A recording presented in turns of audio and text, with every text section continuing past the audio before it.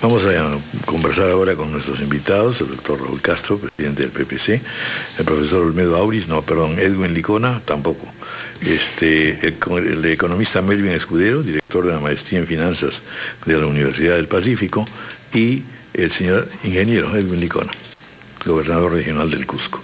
Bienvenidos, señores, gracias por estar con nosotros. Primeras impresiones, por favor, doctor Raúl Castro. Muchas gracias, muy buenas tardes ya, un feliz 28 a todos ustedes, a todo el país, y 4 apuntes brevísimos antes de empezar los comentarios. En primer lugar, el Perú está viviendo una cuarta toma de mando en plena democracia.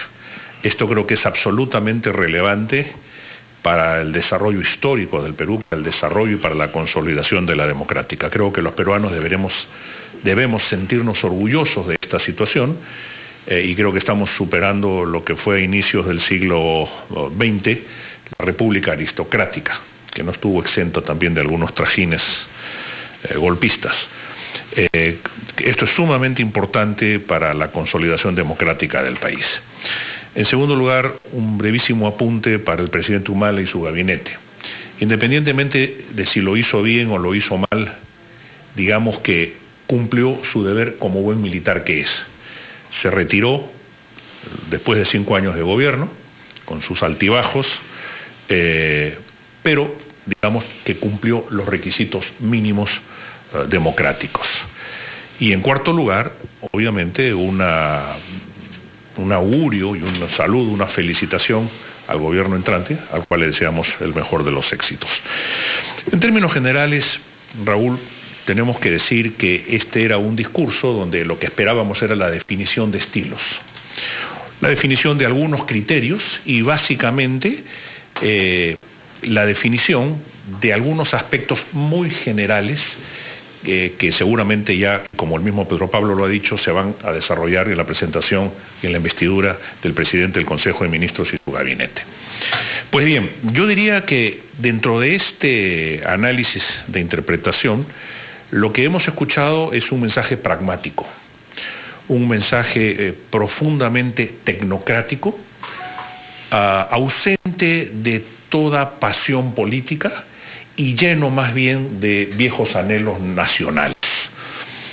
Ha habido algunos asuntos interesantes, como por ejemplo la anunciada revolución social, que sin lugar a dudas es un viejo anhelo, el reducir las brechas sociales, los temas referidos a la justicia. Ha prometido una reforma profunda de la justicia.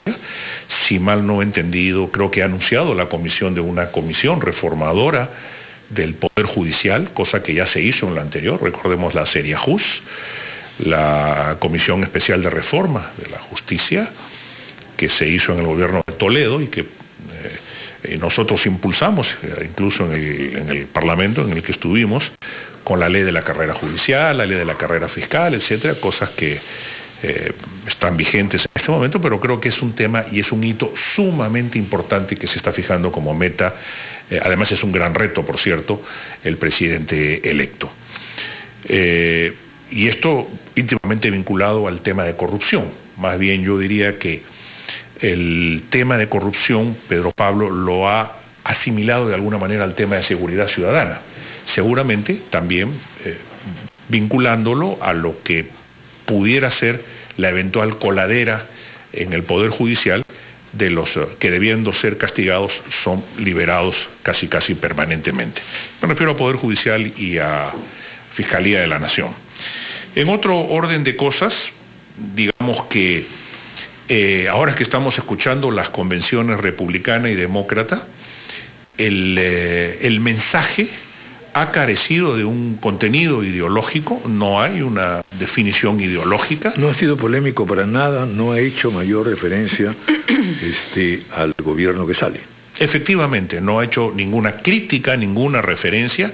La única referencia a la que se ha, de alguna manera, remitido es a la de los programas sociales, diciendo que tienen que ser mejorados y que son buenos programas, pero que hay que hacer ajustes, no ha precisado cuáles. Aunque sí ha hecho referencia en general a lo avanzado en el Perú, sí, ¿no? En un reconocimiento tácito a los gobiernos anteriores, ¿no? Desde la época de la independencia, ¿no? Porque se fue hasta la fundación misma del país, ¿no? Así es fácil reconocerlo. Claro, ¿no? Pero lo cual es cierto, digamos, porque el Perú ha ido mejorando efectivamente, sin lugar a dudas.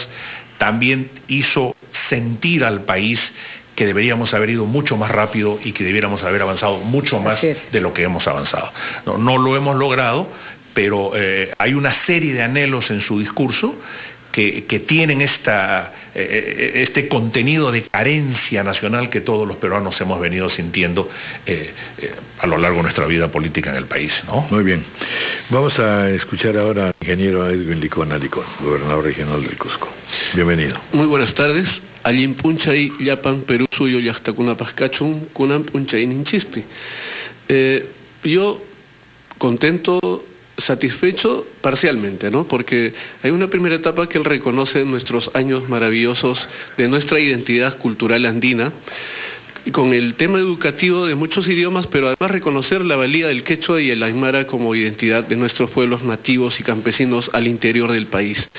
También ha reconocido en el tema educativo los avances de este gobierno de Ollanta Humala-Tazo. No hay que dudar que Beca 18 o los otros programas de becas de posgrado y los universitarios han sido exitosos, y él ha dicho que va a consolidar desde el inicial hasta la etapa de posgrado. Seguro hay muchos avances, pero por ejemplo, los colegios de alto rendimiento en este momento clasifican a los estudiantes de manera que formamos liderazgo, formamos jóvenes talentosos, pero una vez que salen del colegio de alto rendimiento, la etapa de posgrado... Interrumpimos un ratito, mostramos un despacho de Julio Cisneros. Julio, adelante.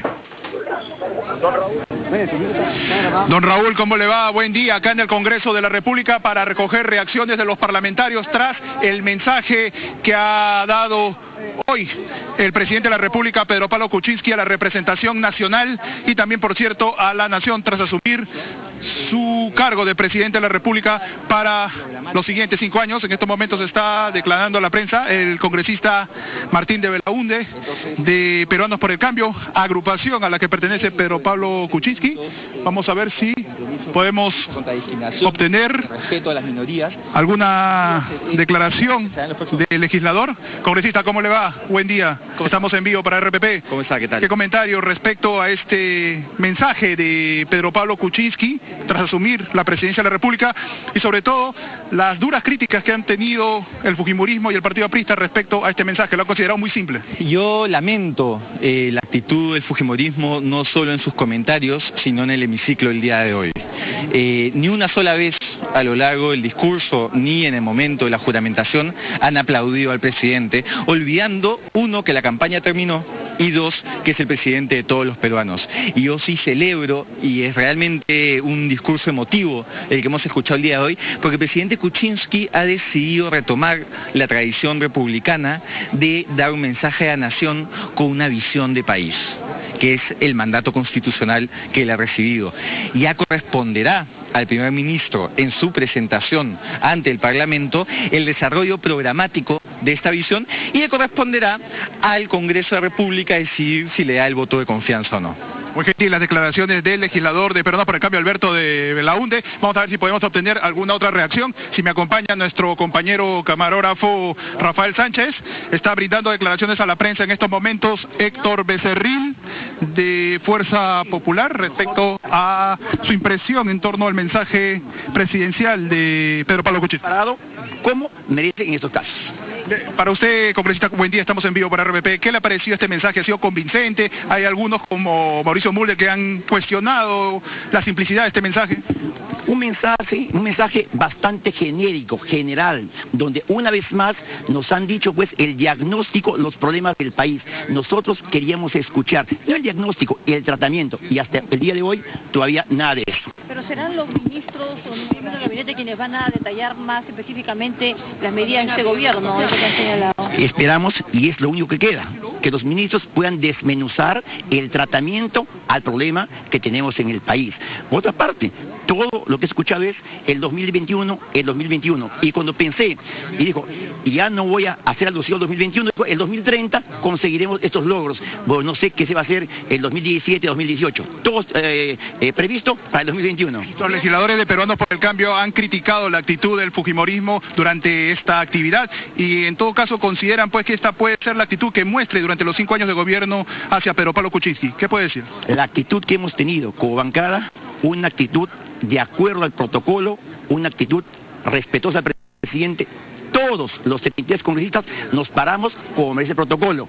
Yo no sé dónde está lo irrespetuoso que algunos manifiestan. O sea, digamos que la actitud del congresista entonces va a ser, no de obstrucción, pero digamos, van a discutir punto por punto todos los proyectos que presente el presidente. Lo que se hace en el Congreso, obviamente, discutir todos los proyectos, discutir los temas. Eso es en el Parlamento. O sea, no hay esta hostilidad, digamos, esta agresividad contra... También en comunicación con Eduardo Lindo. Eduardo, adelante. Gracias, Raúl. Con Carlos Subino, congresista de Fuerza Popular. ¿Tu opinión sobre el mensaje presidencial? Sí, muy buenos días a todas las personas que están escuchando el programa y ante todo desearles una feliz fiesta patria. Y decirles que la verdad que el mensaje del presidente Kuczynski ha sido un mensaje con una serie de objetivos, algunos sueños hacia el 2021 que no podemos estar en desacuerdo. Son aspiraciones de llegar con un país mucho más justo, un país con menos pobreza, con más apertura, con más inversión. Lógicamente eso estamos de acuerdo. ¿Hay alguna visión en todo caso? Mira, acá lo que sí hubiéramos querido que se digan algunos temas mucho más concretos para llegar a concretar lo que se ha dicho. ¿Cuáles, por ejemplo? Claro, porque por ejemplo si queremos disminuir la pobreza, es decir, todas las acciones necesarias. Yo he tomado vida nota de todo el discurso y lo que sí digo, como dice el dicho, del dicho al hecho hay mucho trecho. Entonces hay varias formas de llegar a donde ha pedido Pedro Pablo Kuczynski. Seguridad ciudadana, se va a aumentar a los policías, se adelanta el aumento. Sí, ese adelanto es bueno, es un tema concreto también para las Fuerzas Armadas, me parece muy bien para el mes de septiembre, y yo estoy totalmente de acuerdo, como es lógico, pero como digo, vamos a hacer una oposición de colaboración, no obstruccionista, colaboración al sueño de todos los peruanos. Muy amable, Carlos Subino, congresista de Fuerza Popular, regresamos contigo, Raúl. Sí, bueno, habíamos interrumpido la intervención de Edwin Licona, pero antes también damos la noticia que se concede indulto común a interna de establecimiento penitenciario. Estamos hablando nada menos que de Silvana Buscalia Sappler, interna del establecimiento penitenciario, y ahora en libertad con recomendación favorable de la Comisión de Gracias Presidenciales. Edwin Licona. Sí, decíamos, tenían éxito estos colegios de alto rendimiento, sin embargo, coincidimos las regiones en que la etapa universitaria volvemos a posicionar a los alumnos en cualquier universidad y ahí hemos perdido toda la producción que hemos hecho en sus últimos años de etapa escolar. Bueno, coincidimos todos que es un mensaje conciliador, lleno de esperanza. Hay una visión al 2021 de levantar el índice de desarrollo humano, habló de educación, habló de salud, habló de saneamiento básico. El tema del agua indudablemente es vital en las comunidades nativas campesinas al interior del país.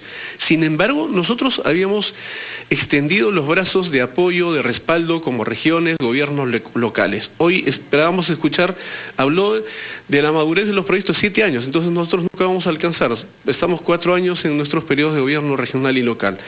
El tema de la descentralización, hoy no se ha tocado tangiblemente un punto estratégico o un hito que nos diga va a haber una descentralización de recursos o de los principales proyectos de inversión.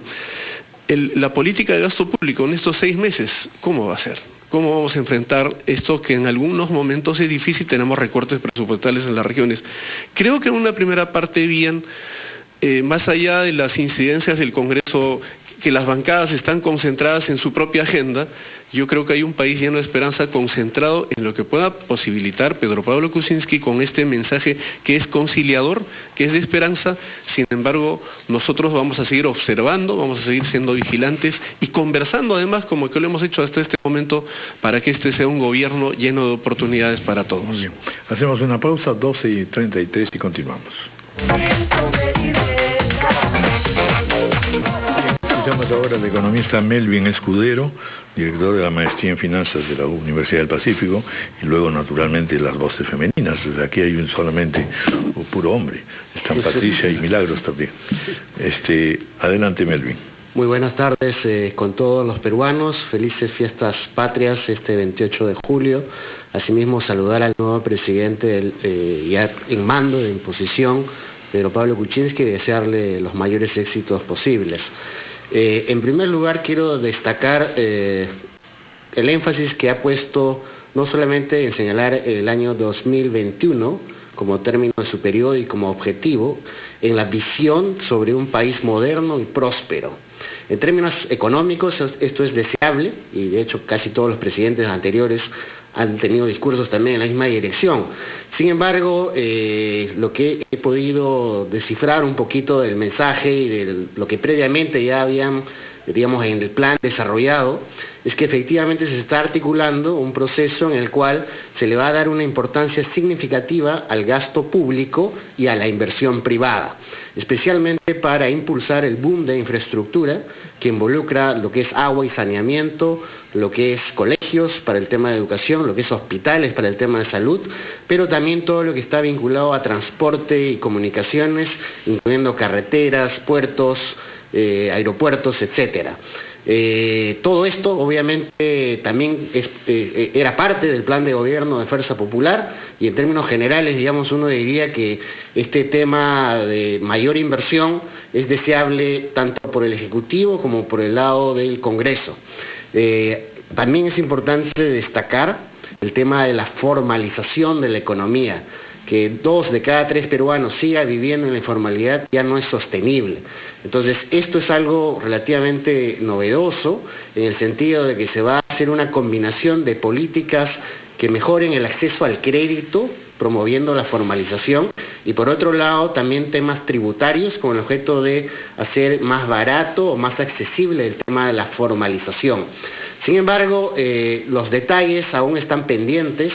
Y ahí mencionó específicamente en el tema de formalización al ministro de Economía y también el tema de Educación al ministro de Educación, lo cual implica que el mensaje en realidad ha estado rodeado de un deseo, de una visión, de un marco de lo que se quiere hacer, pero que en realidad el detalle que es importante y que muchos están reclamando va a venir cuando los ministros presenten sus proyectos y sus encargos en el Parlamento en los siguientes días, y sucesivamente en cada cartera. Entonces yo estaría pensando que acá va a haber un trabajo en equipo bastante sólido, donde el liderazgo presidencial es más de visión, es más de performance, más de control, digamos, de resultados, y donde el primer ministro y los ministros van a tener la responsabilidad de desarrollar uno a uno cada uno de los aspectos relevantes de sus carteras.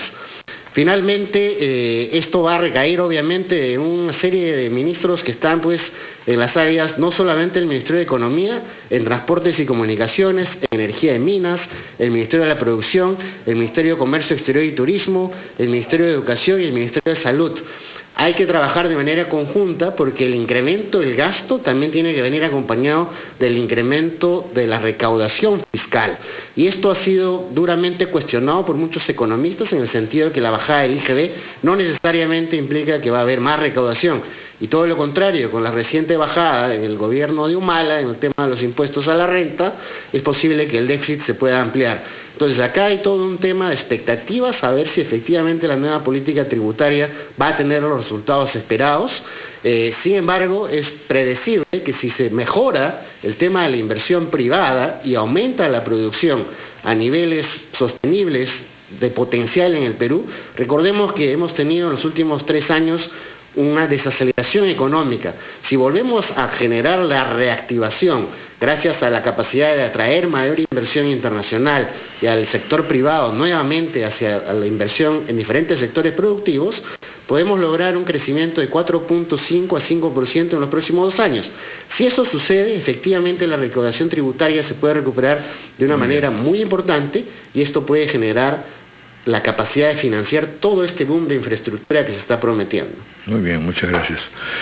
Bueno, está claro que aquí detrás de toda esta exposición también hay una estrategia que ya estaba anunciada, en el sentido que iba a ser un discurso general, porque el pedido, sobre todo de atribuciones que va a solicitar el Ejecutivo, será después de la presentación de los ministros, ¿no? Y ahí sí será una cosa más objetiva, o por lo menos más directa.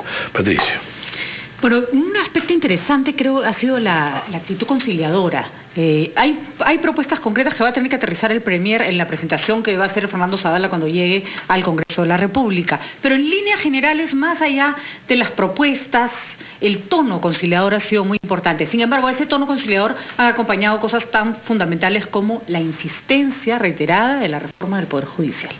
¿Cuán viable es eso? Porque, vamos a decirlo con todas sus letras, no depende ni del Legislativo ni del Ejecutivo. Entonces, ahí es entrar en un terreno en el que la voluntad no alcanza. A ver, Raúl Castro. No, bueno, sí, efectivamente, ya lo hemos vivido en ese orden de cosas, ¿no? Con la famosa Seriajus, o con, yo mencionaba en la intervención anterior, la ley de la carrera judicial, donde pusimos el sistema de evaluación del desempeño que el Poder Judicial impugnó y logró tumbar ante el Tribunal Constitucional, precisamente en mi propio mandato parlamentario. De manera que eso ya lo hemos vivido y entonces, claro, va a haber una resistencia casi natural, tanto de la Fiscalía de la Nación como también, vale decir, del Ministerio Público, como del Poder Judicial, porque además recordemos que son poderes del Estado y son autónomos. Entonces, aquí lo que se debe intentar es un trabajo en conjunto, un trabajo en equipo, integrando al Poder Judicial. El Poder Judicial no puede estar ajeno a ninguna reforma que se pretenda llevar adelante en el sector justicia. Lo que no se puede hacer tampoco es seguir tirando la toalla y empujando el tema para más adelante, ¿no? Sin una reforma del Poder Judicial ya no sin vamos lugar más. A dudas, no hay crecimiento posible. Y no hay país posible, ni hay modernización posible sin una reforma justicia, ¿no? Milagros Leiva.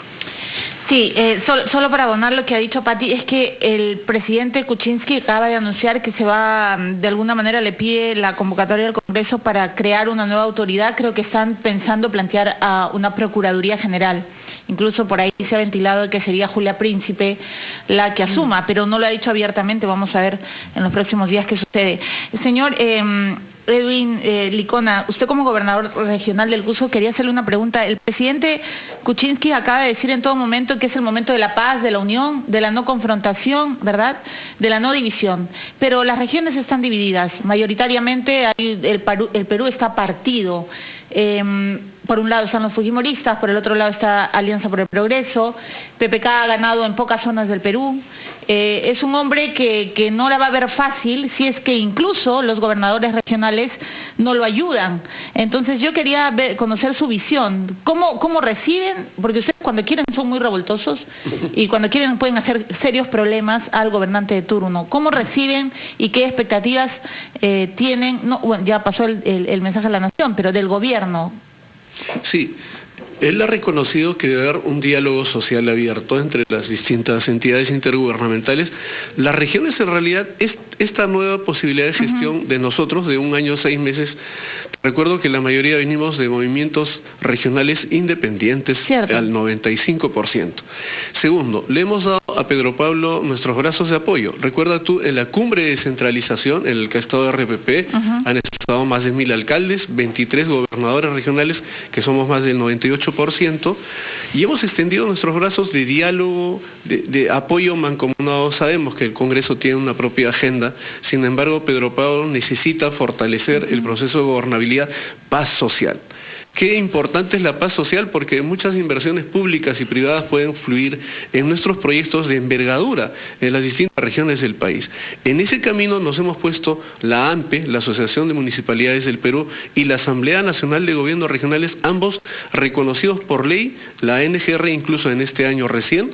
Sin embargo, ese posicionamiento significaba también que el gobierno nos dé una oportunidad de participar de este proceso que debe ser, además, ha hablado de un Perú moderno. Perú moderno tiene que ser a todo nivel, a lo largo y ancho de todo el país. Si modernizamos las regiones del país, Perú va a ser un país moderno. Y además con la oportunidad de fortalecer las economías regionales, ya no solo hablando del canon, minería, hidrocarburos, hidroenergéticos, hay un gran eje, el turismo. No solo es Cusco, turismo es la amplia gama de geografía en el Perú, desde los 100 metros sobre el nivel del mar hasta los 5.000 metros tenemos belleza arqueológica. Y en ese sentido, gobernador, perdón que lo interrumpa, ¿usted rescata este anuncio de mejoras en infraestructura? Porque ha hablado de ampliación de puertos, de aeropuertos. De hecho, se espera, es la primera vez que escucho un presidente que de saque dice voy a hacer trenes de cercanía. Así, en realidad nosotros habíamos conversado con él hasta 3 veces sobre los proyectos específicos. Creo que no necesitó decirme el gasoducto sur peruano va a seguir, porque habló de gasoductos, habló de infraestructura, de vías, de trenes de interlace que hablaron las regiones del norte. Está en realidad en este lenguaje sencillo, un mensaje corto, muy genérico, porque creo que así lo había especificado él. Nosotros hemos sentido que si hay reivindicación al nuevo proceso. Algunas cosas específicas hubiéramos querido escuchar. El tema del SNIF, él mismo lo ha dicho, 7 años para madurar un proyecto de inversión. Prácticamente yo, mi propuesta electoral, no lo voy a ver. De repente le veo el código SNIF, no veo la ejecución del proyecto. Entonces, son brechas que en realidad tenemos que... Una pequeña descentralización, el SNIP o Proinversión, va a hacer que nosotros hagamos la viabilización de proyectos en nuestras regiones y ya no venir a Lima cargado de autoridades, dirigentes. Tú lo has dicho, a veces la población se pone en contra, es porque siente que no le han hecho caso. La mejor habilidad que le he detectado yo a Pedro Pablo es escuchar. Él escucha por sobre todo más que todos y dice pocas cosas, pero no ofrece directamente, pero nos dice, sí, ahí estamos trabajando, estamos viendo, estamos estudiando, vamos a hacerlo. Es técnico, ha sido ministro. Mucha esperanza en este gobierno. Nosotros, reitero, nuestro compromiso como gobiernos regionales y gobiernos locales es fortalecer este nuevo proceso de gobierno. A nosotros nos quedan 2 años y medio. ¿Quién va a querer confrontacionar un gobierno que le va a tomar seguro tiempo establecer una política sólida? Algo que nos preocupa es recuperar la institucionalidad del Estado peruano, principio de autoridad. Y muchas regiones estamos mal vistas por el tema de corrupción. Hoy ha reconocido que los 2 principales problemas son la corrupción y la seguridad ciudadana. La creación de una nueva autoridad y ratificar esos bonos a las Fuerzas Armadas y Policiales significa que tienen que estar comprometidos con seguridad ciudadana. Ahí estamos para seguir dando los brazos de respaldo, de apoyo, siempre que él también nos dé esos gestos. Es decir, gracias a la cumbre, gracias gobernadores, alcaldes, estoy con ustedes. Cuestión que ya he planteado, es decir, que hay una estrategia aquí de no hablar fundamentalmente del tema económico. Usted ha señalado algunas cosas, Melvin Escudero. Lo que me preocupa es en general que esto no va a pasar tan fácilmente en el Congreso, es decir, apenas se exponga esa bala y esté presente el ministro de Economía, le van a llover preguntas y críticas en todo sentido. Y la pregunta de fondo es ¿hace bien un presidente en decir cómo imagino yo el horizonte final? Pero también para imaginar el horizonte final pongo algunas ayuditas pues año a año.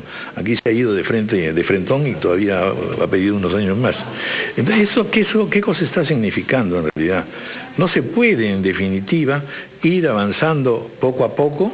¿Qué cosa es lo que uno puede decir que haría en lo primero, el primer año, segundo año? No reinventar la pólvora, pero sí en abono de tal idea a los 6 años, pienso que medidas inmediatas son estas o estas. En realidad, y eso pareciera que se lo está encargando ya al ministro del Interior, eso, por ejemplo, tiene que ver fundamentalmente con el día de mañana con respecto a seguridad ciudadana y corrupción.